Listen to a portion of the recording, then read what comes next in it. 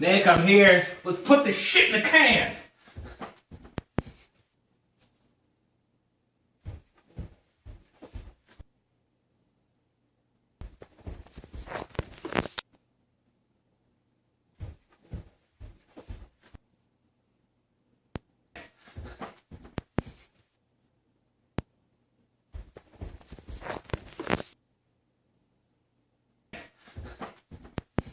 Eric, I'm glad you're here. Hey, Nick. Have a seat. Okay. In this tiny chair? Yes, in the tiny chair. So, what do you got there?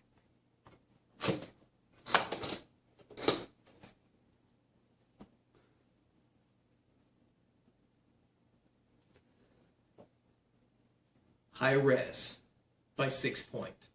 Oh, cool. I've been wanting to try this. 6 Point makes some great beers. They really do. This time, they took it to 11. Why is it so dark in here?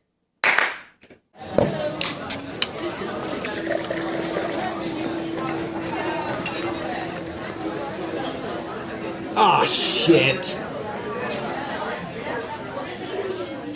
No, seriously. I'm not fucking around. They really took high res up to 11. Like Spinal Tap. It's got 11.1 alcohol by volume, 111 IBUs, and it's 11 on the SRM, which is a basic color scale a lot of beers are rated at. 4 being like a pale lager, and it goes up to about 79, such as an Imperial Stout. As you can see from the color, pretty much is right at an 11. Not super light, definitely not dark. Hazy color, really good head, about 2 inches. I am a good 2-3 feet away from it, and I can smell the hops because it is a double IPA.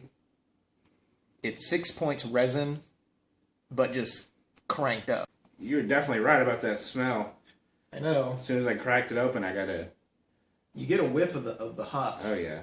It reminds me, as far as the smell and the ability to smell it from a good distance, it reminds me of the Anderson Valley Hop Otten, which you know. Oh, yeah, definitely. Is very probably hoppy, one of my favorite IPAs. Very hoppy, very piney, but let's give...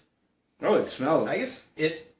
You know, it actually has that piney smell that the Hop Otten has. Very natural, very earthy, kind of citrusy. Yeah. Citrusy, piney kind of smell. You do pick the citrus up for sure. I wouldn't say it's as strong as... The smell's not as it's not powerful. It has a similar smell, but it's not as... It's milder. It's not as earthy. Yeah. Not as hazy as some. It's going to be... I mean, I can see my fingers clearly through the other side, but...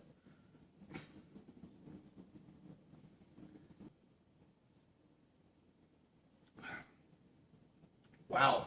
Yeah. It's definitely a jacked up resin. It really is.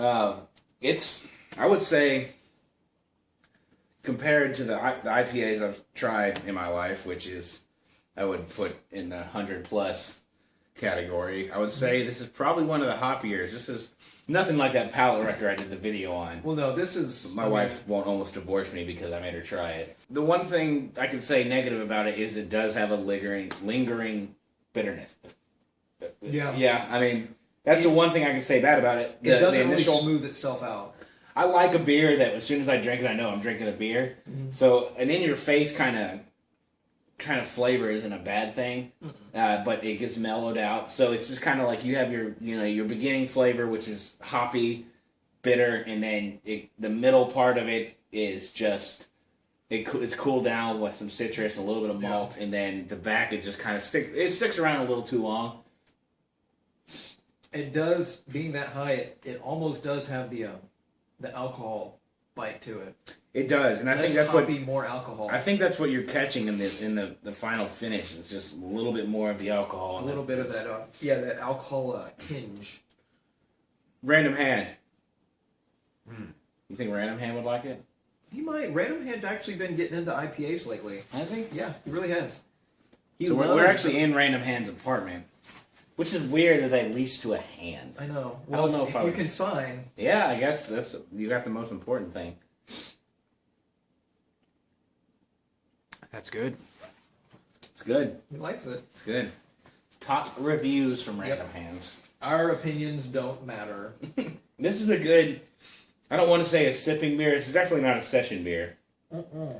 I could not, I'm glad it comes in a 4-pack because I couldn't imagine drinking any more than 4 of them and waking up with any kind of reasonable flavor in my mouth. Don't think I'd be able to do 2 back to back. No, it's strong. Well, guess what time it is? Judgment time. Judgment time. It's never tool time. Okay, I'm sorry. It's judgment time. Well, like I said, I've been wanting to try it. I'm glad I found it. I knew it was cranked up to 11. It's actually a little stronger than I thought it was going to be. The bite is a bit more. It's really good, though.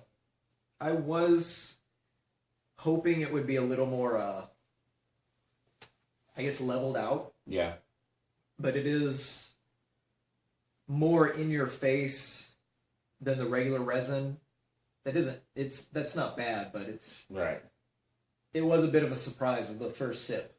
So, how about you? I know you're probably liking a little more than I do. I don't know. Nowadays, you have, more and more people are making Imperial IPAs, double IPAs, whatever you want to call them. Yeah. I would say it's not even top 50% of what I've had. I mean, I love the resin.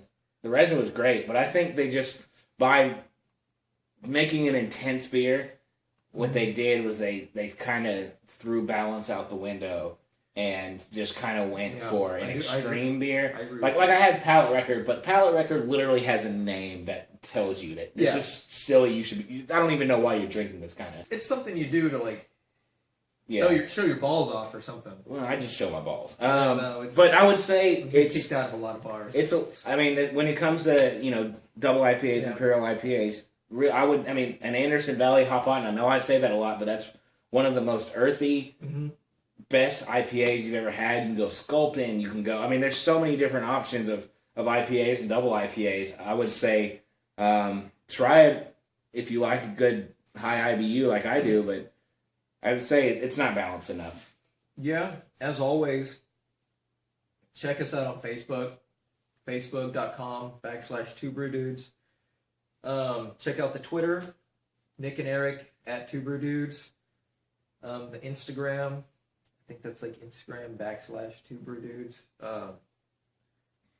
Find me on Untapped at Nick Caterham. And I'm Badfish13.